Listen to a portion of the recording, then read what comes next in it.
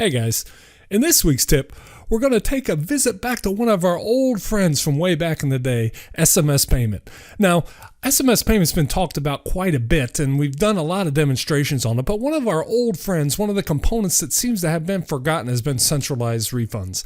Now, there's been a lot of reasons for that, but since version 3.5, there's been some functionality changes, some updates, and just some enhancements to the overall structure of it. So I thought we'd take a look at it, show you some of that new functionality, and give you a better idea of what SMS payment can do for you in your store yet this week. Now, this is going to focus mostly on centralized refund. You can see on your screen basically what this module does, but we're also, as a result of using centralized refund, going to show you a little bit about the SMS payment and the in-house gift card module as well. So without further ado, let's hop in. All right, so what we're going to focus on today is a little bit of POS function, a little bit of eSuite functionality, a little bit of PinPad functionality, and who knows what else, but I'm sure we'll get to some other cool stuff as well. So the first thing we're going to start off with, though, although we've got POS and eSuite up, we'll come back to those in just a second.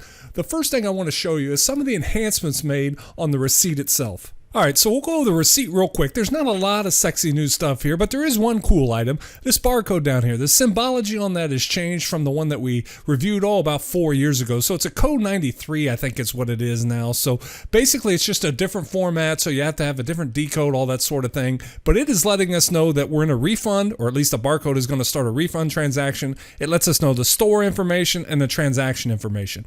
Now in this demonstration, I'm set up in a hosted environment with 2 stores. The key to this receipt, other than the whole bunch of items we got on it, this receipt was created at store 1. You can see that here and also here, and it was created at terminal number 902 on this date just a little while ago with transaction 929. Now what I'm going to do is I'm going to hop back in to our view here that we have set up with eSuite and the POS, and I'm going to go ahead and scan that receipt. I have it in front of me with a scanner attached to my system, so I'm going to go ahead and scan the receipt, and then we're going to go through the process of what happens.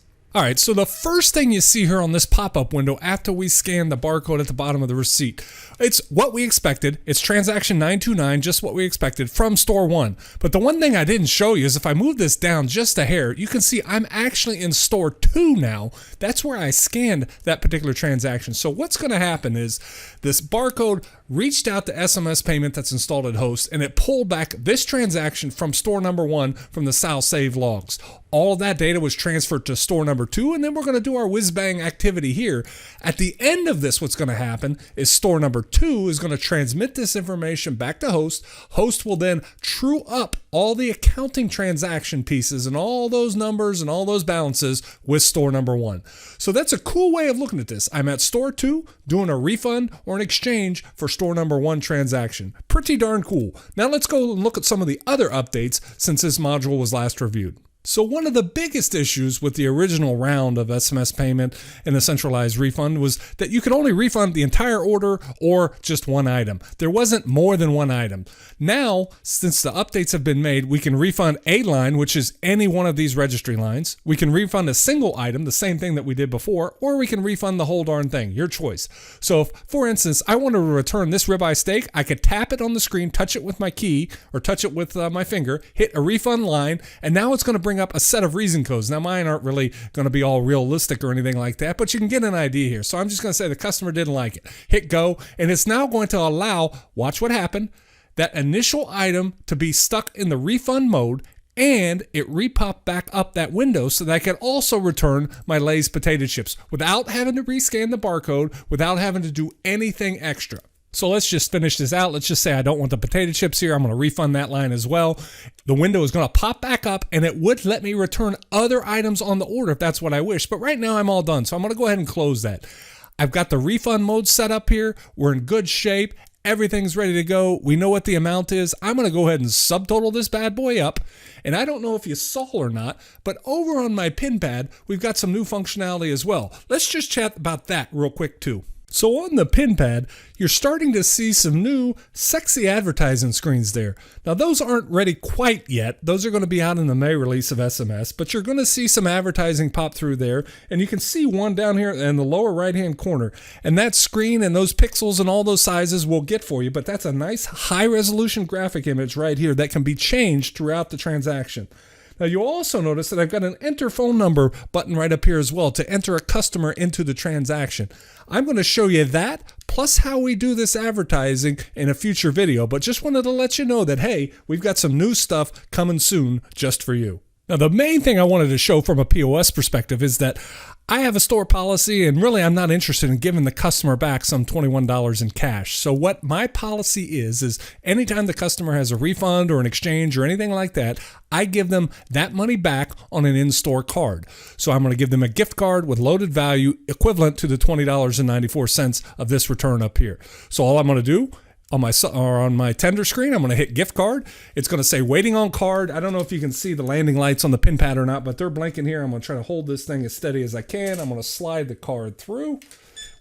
The card beeps. It says, hey, Mr. Customer, can you please confirm the amount? Mr. Customer says, yep, that's the amount. The bank process goes through. The receipt printer prints off a gift card receipt chit, and it also goes ahead and tenders out this transaction. Now I have value stored on my gift card that I'm going to show you in SMS payment and in eSuite in just a second. So the other element of Central Refund that I want to go over real quick is how store coupons or discounted pricing within the store are handled. In the past, you may not have liked how it was handled, but in the update, I think you'll agree that it's a heck of a lot better than what it used to be. So what I did is I went ahead and scanned in and transacted out a transaction with a basic package discount. It's the Pepsi promotion you guys see if you've ever seen me done demos. So it's a package price where each item gets 20 cents off in the promotion. I'm just going to go ahead and clear that.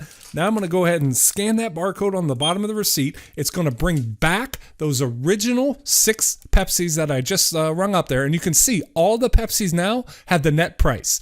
So that is definitely a change, and I can refund, just say let's just refund that single item there, and it's just the customer doesn't like it. That's good enough for a reason code here. So you can see what's happening in this case. The net price, and we're seeing that price modification, that package price discount from before. We're seeing all that show up here on the registration. Add in our tax, and then we go with our total. So that's quite a bit different as well. Okay, so the last thing on the POS I want to show you, I'm going to go back to that original transaction that we worked on at the very beginning. I'm going to scan that barcode back, and it brought up those items where we returned the original steak and the Lay's potato chips. Remember, way back in the beginning of the video? What I wanted to show you is that the view is a little bit different as well. After those items have been refunded already, you can see that it puts zeros out here in what's available for refund. The customer can no longer refund items that have already been refunded. Makes a whole heck of a lot of sense. That view is a lot different. The functionality is a lot different as well. So if I try to refund this ribeye steak, refund that line, you're going to say, hey, can't do it. Quantity 0 is there, so there's nothing to return. So that's pretty cool in and of itself. All right, so now we're back in SMS eSuite. This is actually the managed version, so eSuite Manage, and it handles all the bean counter stuff and some of the balancing and internal operational type stuff. So we've still got the same reporting functionality that you've seen in a bunch of other videos, but the focus up here is more on the accounting side. What we want to take a look at is in the balancing section here, and then we're going to go into the gift card section, and we're going to be able to pull up all sorts of queries. The one I want to focus on, though, is activity summary. So I'm going to go ahead and hit that. And what you're going to notice is now in eSuite Manage, the reporting capabilities for the gift card, the in-house gift card piece, is a whole heck of a lot better than what you're used to before. I'm only going to look at today's stuff, but I'm going to look at it by gift card. So by actual account, I'm going to look at the balances and so forth that are available to us. I could also look at it by store and by date if that's what I wish. But if I go ahead and execute this bad boy, you're going to see what happens here. Here's all the gift cards that I have out there. These are actually some vouchers and things like that I've done, some paper vouchers. I'll show you that in another video because that's been updated as well. But here is the one where we gave that $20.94 refund back for that ribeye steak and those Lay's salt and vinegar potato chips. It's right here. Now, I originally had to test this thing out, so that's why you see there was an original 35, but the balance of what the return is that we did on that transaction just a little bit ago is $20.94. So this is showing you that a gift card could be used. I can see exactly what is out there. All these balances down here are what's available to be used by customers for these various vouchers. I've got a whole bunch of vouchers down here that are still outstanding, plus that original transaction that we did as well.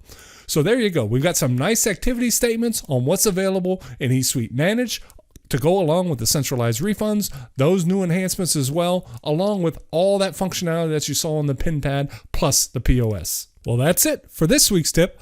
Hopefully we've given you a good review of an old friend of ours, centralized refund, and how it's been changed and updated in SMS version 3.5. Until next time, have a great day.